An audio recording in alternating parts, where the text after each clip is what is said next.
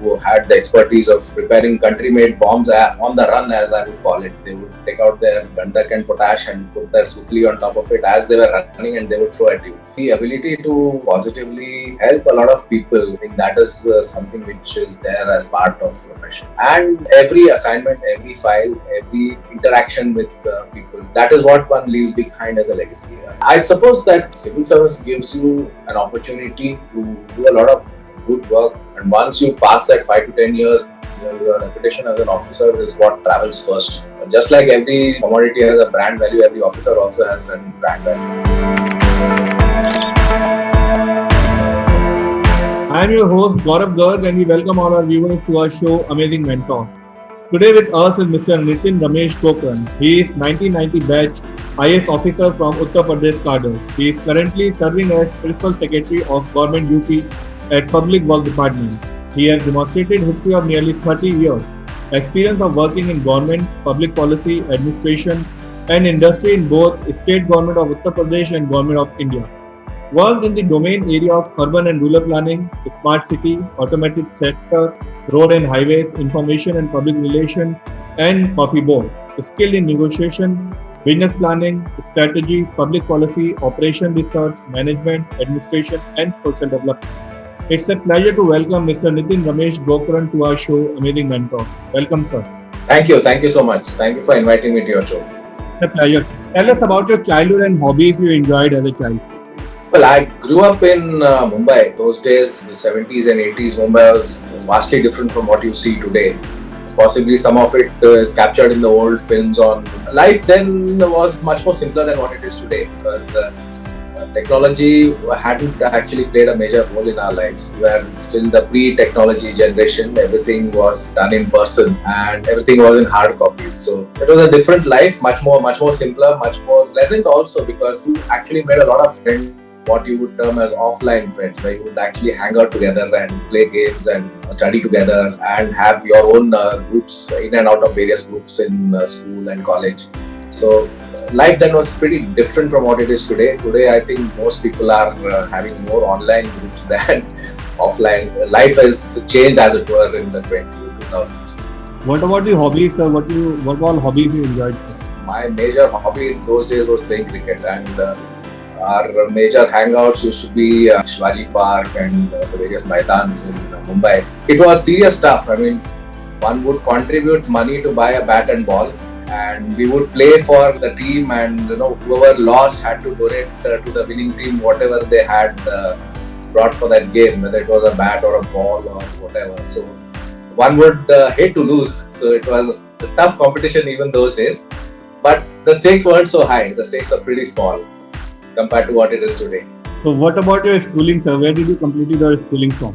I grew up in Bhabha Atomic Research Center staff quarters, that is Anushakti Nagar. My father was a scientist with the BRC. He joined the BARC when BRC was just about coming up in 1962. And therefore, I had a very eclectic upbringing, in the sense that the scientists came from all over the country, from UP, from Kerala, from Bengal, from Rajasthan, Jammu Kashmir, everywhere, all across. So most of my friends were also there from all parts of the country, and we only knew about each other's first names. We never knew about what their surnames were, never cared about them. So friendships were based on what their nature was, basically. So that was a different kind of feeling. It was a central school kind of an upbringing with more of Hindi and NCERT and syllabus which was more eclectical for us to study. We had all kinds of games: football, hockey, badminton, volleyball, basketball. We could choose because there were vast courts which we had in schools, and most of us took to the passion of jogging and running and trying to be athletically very fit. Most of us were into athletics also those days. Because of the facilities that were available on the campus there, most of us wanted to be very physically fit and strong, even those days. So how was you in school? Were you an introvert or extrovert child? Well, it is a difficult question for me to answer that, because my friends would say more of what I was, but I believe that I was more of an introvert as far as studies were concerned, and more of an extrovert when the games were concerned. It's a different combination that I thought I had. Your basic nature doesn't change a lot. Any notorious moment you would like to share of your school or college time? various games that we would play with one another and the competitions that we would win, those are etched in my memories, especially the kind of friendships that we made in the various maidans. As a group also, we would go and look at all the stars in the Indian cricket team those days. So that was the kind of era that we came up from. So, what was your dream profession as a child, and how many times did it change? My dream profession naturally have been to become a scientist and follow in whatever was happening around. But then I soon realized that it was a very cocooned existence. So there was a lot beyond that existence. Then it went to be to become a professional in whatever field one chooses. Then wanted to do economics. So I went over and studied economics for a while. Then I wanted to go for management. So I studied management. At which time I decided that let me look at all these various competitive exams, and along with my studies, I started appearing for all kinds of exams just to test my skills as to how I would fare. And it was not for a job, just as any other game to play. The idea is to, even if you go there, it will be a learning experience. You appear there, go there, give your exam for 3 hours, come out, and then learn from what you've gone through. So, it was like a self booster for you, confidence booster, basically. It was a game. I would say just like any other game. You start enjoying the game, and the game was to appear for exams. Initially from cricket, I think my passion went towards appearing for various kind of exams. So exams became the game, as it were. The goal shifted. I got several offers. It wasn't that I didn't clear any or this was the first. I got several offers, several of which I never took up also. It was just lying there. Okay, I qualified in this, I got this offer letter, it's there. I didn't take it up. So, what was the reason to choose IAS as your career? It's a long story. IAS so happened, as I mentioned, that amongst the various exams that I used to appear, I appeared also for the UPSC in a similar line. I hadn't really studied much for UPSC per se, but I was very good in my own subject, and I was reasonably good as far as the GK part of it because of the various competitive exams that I used to sit. And UPSC also happened at that time. I applied and I appeared for the exam. I cleared the prelims, I cleared the mains, I came and gave my interview, and I got my offer letter for the IPS in my first attempt. So the offer letter was there. I hadn't really considered it much. I said, okay, aa gaya hai. Just like any other job offer, there were several. This also got added into that file. I didn't consider that I'll go and join. But then I went and had a discussion with my guru of the Tata Institute of Social Sciences, where I was studying in those days. Just about to finish my master's. So went and met my HOD, one Mr. KG Prabhu Desai. Of course, he's no more these days, but I consider him a guru as far as personnel management, organizational behavior, organizational dynamics is concerned. I went and asked him, and he said, why do you want to join the government? You're a topper here in the institute, and we consider you be having a very bright future in the corporate or in the academic sphere, whatever you want to take. Why do you want to join government? I said, I think I'll be able to do a lot for the society and do a lot for the country by being within the system than being in academics and writing about what needs to be done, or being in the corporate and working for profits, as it were, the bottom line that needs to be brought in. He said, it's your choice, you take a call, but then be very sure what you're doing, because once you take that step, there's no looking back. That made me think a lot, much more deeply as to what my actual passion was. Suddenly I said, okay, let me take a try, let me look at this option of serving my country. It just happened within a span of 24 hours that I... So, any particular challenge you faced while preparation of your examination? Well, my first challenge was the administrative language, because I was very familiar in English. Most of my studies, of course, I knew Hindi. It wasn't that I wasn't not familiar in Hindi. Having grown up in Mumbai, there's a certain degree of Hindi that one knows. But the administrative Hindi part, as to how administratively you write a letter and how you actually correspond with one another, the file maintenance system, that was the first challenge. Initially, I remember I used to first write everything in English and then translate it into Hindi. So that was the initial area. But after all, that was only a minor issue. But there were several challenges at work also, which one had to look at. In terms of the background that I came from was more of an urban area, urban background, and I was posted in areas which actually were very remote and pure hardcore rural areas. So the mindset of the people, the facilities available there, and everything else. I mean, there were areas in some of my postings where I could not even go and have a cup of tea outside. There were no dhabas in those days. So in that entire area. So I had to go to the district headquarters to even actually have a cup of tea sometimes. So that being the case, things were completely different from what one was used to. What was the reaction of your parents when you first told them, okay, I have been selected? They were quite surprised that I took that call. They thought that I was just fearing for these things for the heck of it. And then when I joined, and they were really surprised. Initially, my mother said, why do you want to join the police? You want to become a sub-inspector? Because those days, if you remember, even if you watch the Hindi films of those eras, the biggest character in the Hindi film industry then was probably Iftikhar, who was a sub-inspector. Nobody knew what a DGP was or an IPS officer was. Ardha Satya also revolved around sub-inspectors. So we hadn't progressed beyond the sub-inspector in the police. The entire thinking was that they are the be-all and end-all. The final authority is the sub-inspector. It's only now that you know that there are DGPs and commissioners. So that's how our thinking was. She thought probably, but I was, after having studied so much, I wanted to become a sub-inspector. That was what my life calling was. So she was not very impressed with it. So where did you started your journey from? I started my journey as a assistant superintendent of police in Prayagraj, then called as Allahabad. It was the major Mahakumbh of 1988. It was one of the biggest congregations on earth in that time and period. Of course, one has to remember that there were no mobile sets, and the very few vehicles also available with the police. So our major mode of transportation was horseback, and one had to do our entire duties on horseback with wireless walkie-talkies which had spare batteries, because the batteries would drain out every 6 hours or so, and so therefore one had to have spare batteries so that one could give those spare batteries for charging. The major Maha Snans that were there, the major Snans which there was nothing which I had experienced ever. I was used to Bombay crowds, of course, but the Kumbh Mela crowds were different altogether, because that kind of crowds I had never seen. Nothing compared to what one would see as crowds in Churchgate or Victory that one was used to. So how was your early days as an officer, and what all changes you felt in your life post becoming an officer? I think the idea that suddenly one is responsible for things that is happening around you, it hits you once you start working. Till you are doing your training, it's just you are preparing for something. But once a situation comes in front of you, you start seeing an actual law and order situation in front of you, and where you're supposed to take and you're supposed to act. Allahabad those days were full of people who had the expertise of preparing country-made bombs on the run, as I would call it. They would take out their Gandak and potash and put their sutli on top of it as they were running, and they would throw at you.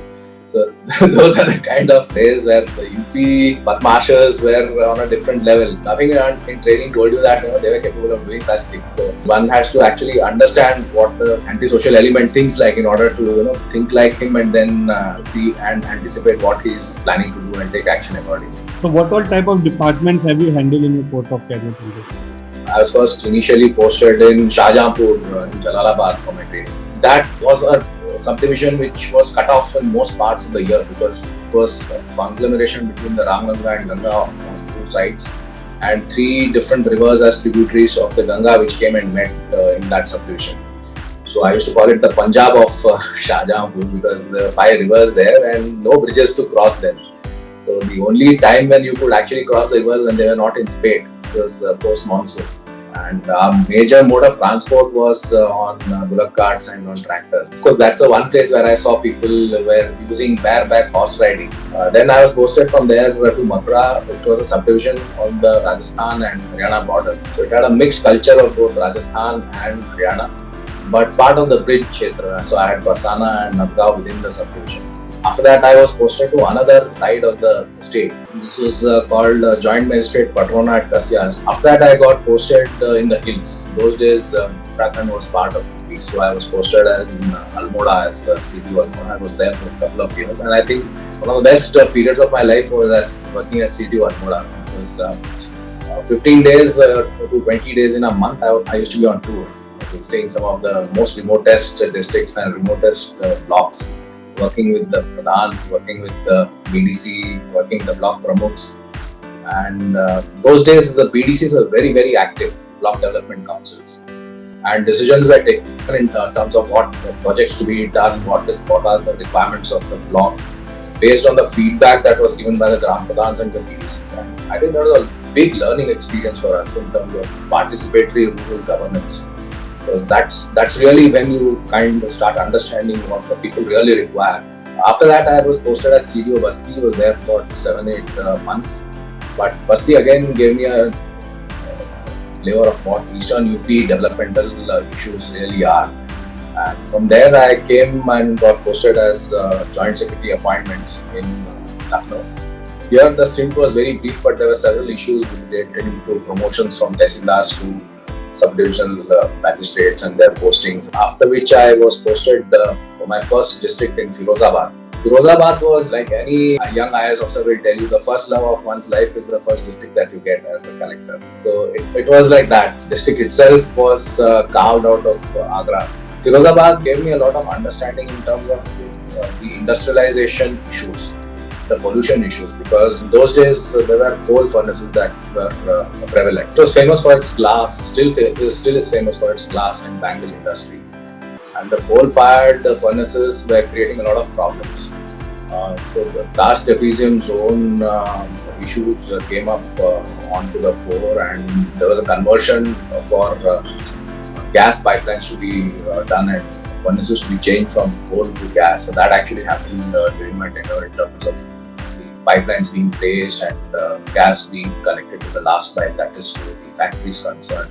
And the kind of difference in life that they made, because the smoke in the environment not only reduced the lifespan of the inhabitants, but grossly diminished their life quality as well, especially for the workers, because their lungs used to get choked with the fumes that they were inhaling most of the time when they were at work.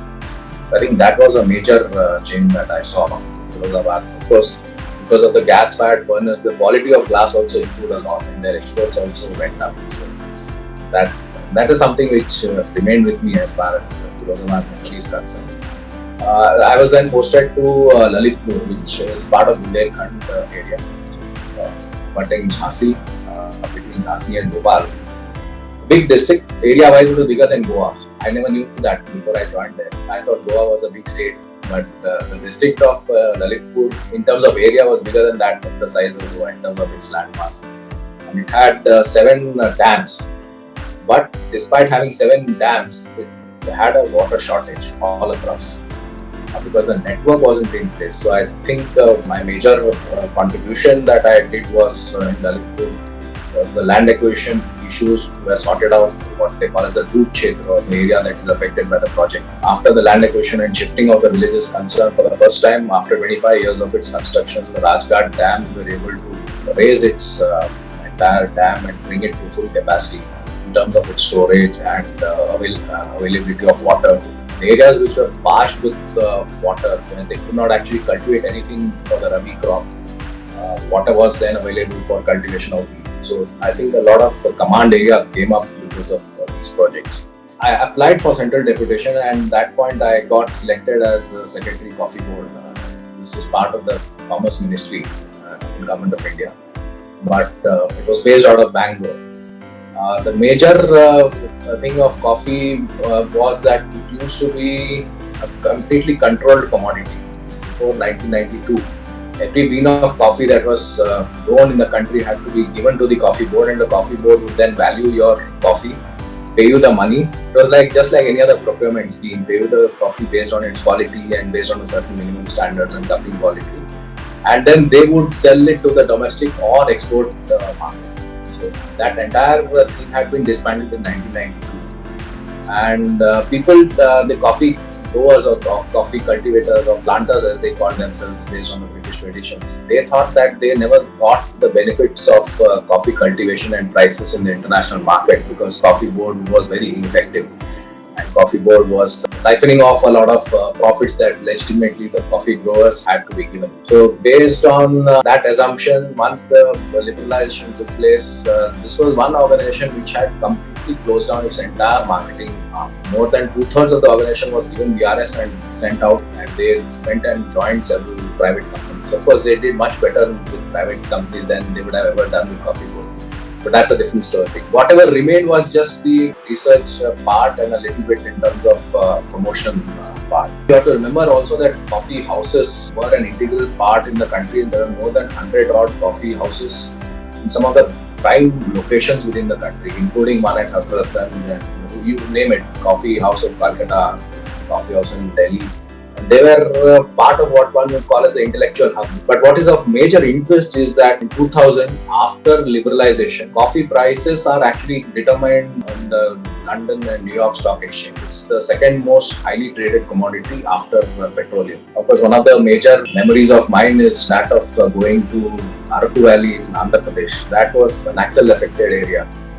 Organic coffee of Araku Valley today is considered as a brand even abroad. So that is the memory that still comes on the mind in terms of how development can actually transform people's lives from desperation to more than subsistence levels. After that, I came back to the state. I was posted as collector in Varanasi. And a couple of incidents that took place both on law and order, which was really quite challenging.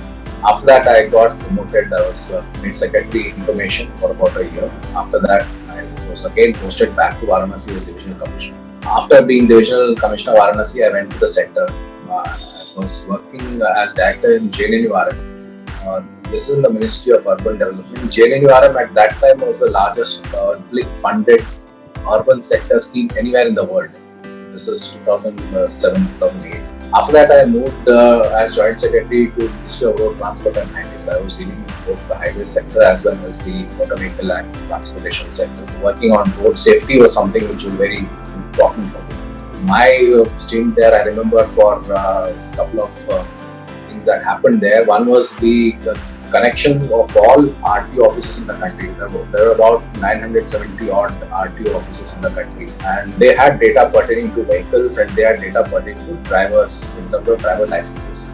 The idea was to computerize all these data, including the legacy, and under a pan-India Vahan and Sarthi scheme to connect all these RTO offices so that any driving license which is probably issued in Nagaland also is accessible in Delhi. You can see who belongs to.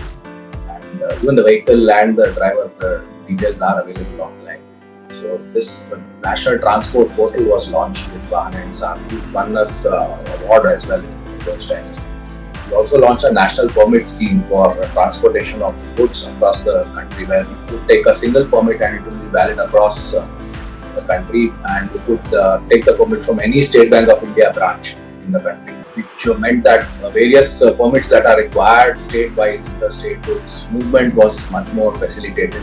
After that, I came from there. I went to an organization called NATRIP, the National Automotive Testing R&D Infrastructure Project. I was a CEO there for about 2 years. It was a project in doldrums because a lot of equipments had been bought, but then there was a lot of integration issues with the civil and HVAC which hadn't been thought through. And it was a project that was on standstill. And we then had to actually go back onto the drawing board and work with several IITs and several consultants nationally and internationally. And I'm happy to inform that most of the projects are being completed, including the high-speed test track, some of the most challenging projects that were there technologically for the country. I came back to the state in 2015. I was brought back again as Commissioner of Varanasi. At that time, it was the Prime Minister's constituency as well. Of course, we had a different government in the state and a different government in the center. After that, in 2018, I came to Lucknow. I was initially given charge of housing, then given additional charge of PWD, and since 2019, I am looking now full-fledged after PWD as Principal Secretary. So that's been the life journey so far, as far as the official. Very long life journey. We talked about national permit. So why is there nothing known as permit holiday in our system or in our law? Because nowadays, as Corona is on, there are many commercial vehicles which are not moving at all since a year's time. But the permit and all fees they have to pay. So why is there no term which says permit holiday for certain time?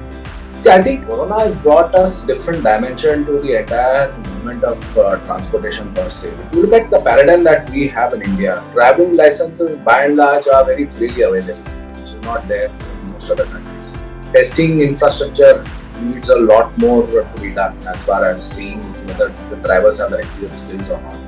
The same is true as far as the fitness certificates are concerned. We did try and bring in inspection certification centers as a pilot in about 10 states in 2008.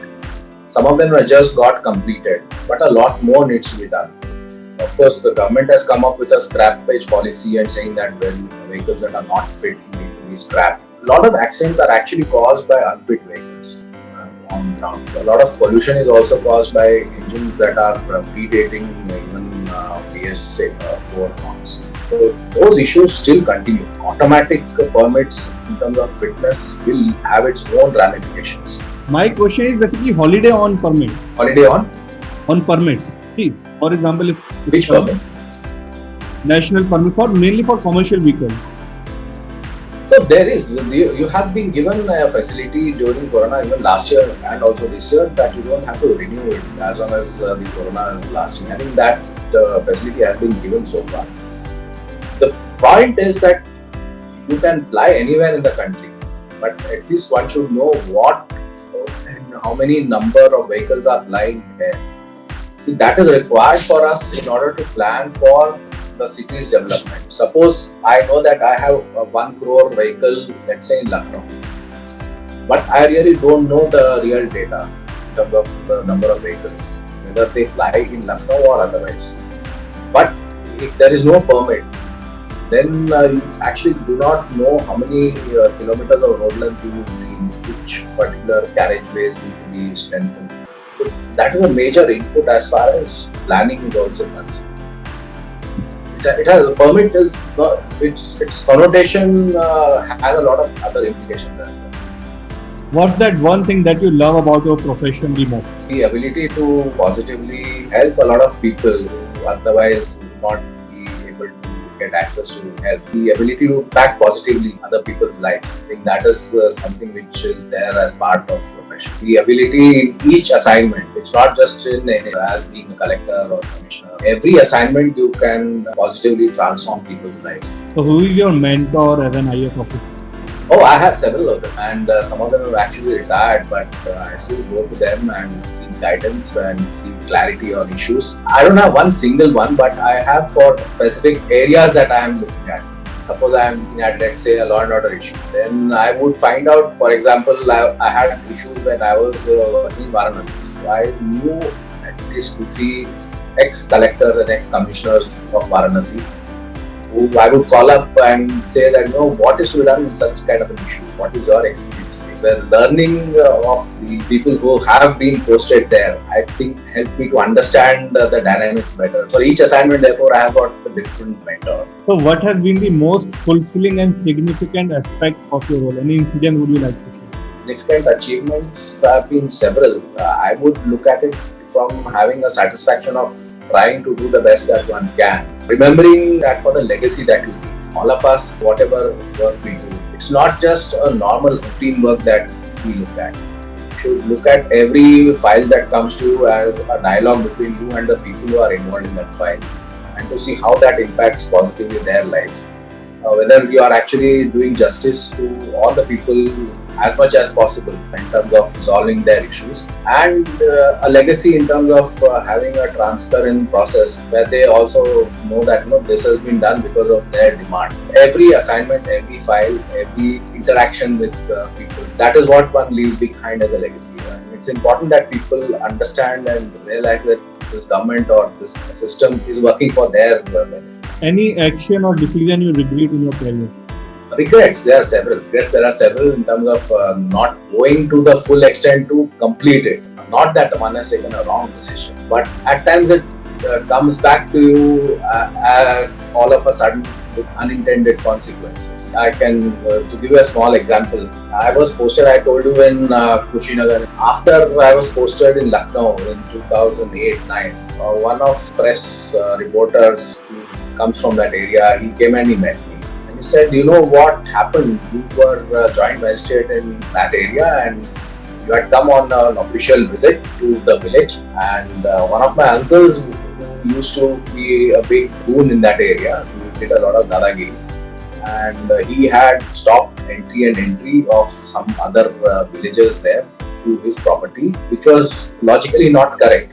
And you came there and you removed that barriers, and you said that from today onwards these people will have free entry and exit on this road, and if this person is going to prevent them, you are going to take action against him. And by that evening, my uncle fell into deep depression and finally he passed away. He said, I did what my job was. What you did was correct, but it had an unintended consequence of hurting his ego. And that is something which I had not thought of.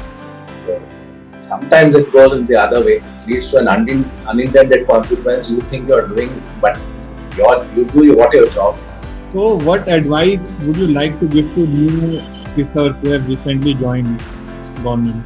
I suppose that civil service gives you an opportunity to do a lot of good work, to have a lot of tools at your disposal where you can actually transform people's lives, do justice to your post. And always think of leaving behind a better place than what you inherited from your predecessor. That doesn't mean that you should denigrate anybody who's been ahead, who's been posted ahead of you. They have done their job. It's like a relay race. It's like a baton being passed on to you. You try to, in a relay race, you try to do the best that you, whatever position you are being given, and try and do better than what the other guys are, so that the baton, when you pass on, it's in a much better condition than what you. So leave behind a good legacy. So, what all are the do's and don'ts you suggest while preparing for civil service? For candidates appearing for civil services, you should be prepared for some of the best challenges in your life, be at work, especially the first 10 years of work. Because the first 10 years of work will define your personality, will define your character, will define what your reputation is, because reputations get built over a period of time. And once you pass that 5 to 10 years, your reputation as an officer is what travels first. And just like every commodity has a brand value, every officer also has a brand value, and that reputation is what you should, as young officers, looking at to establish. So, now we will start a rapid round. Yeah. Your favorite actor and actress? Well, Amitabh Bachchan continues to be my favorite actor. Actresses, there are several, but at the moment, I like what Deepika Padukone does. Your favorite color? Favorite color is white. Your favorite destination? Destination is at the moment my home village that I have discovered. That is my village of Bhopal. Your favorite car? My favorite car at the moment is Innova. I think that's the most complete.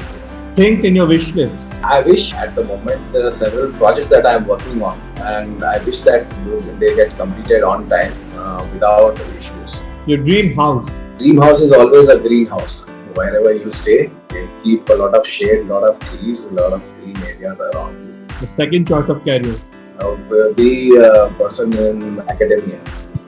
One thing that you would like to change if you are provided superpower? One would like to change the entire education system. Really hurts you to see the coming generation being under stress and pressure. So, last question, one line that defines you. Persistent. Thank you very much, sir, for your time. It was a pleasure talking to you. Thank you. Thank you very much for watching Amazing Mentor. Don't forget to subscribe and hit the bell button to get regular updates. Thank you very much.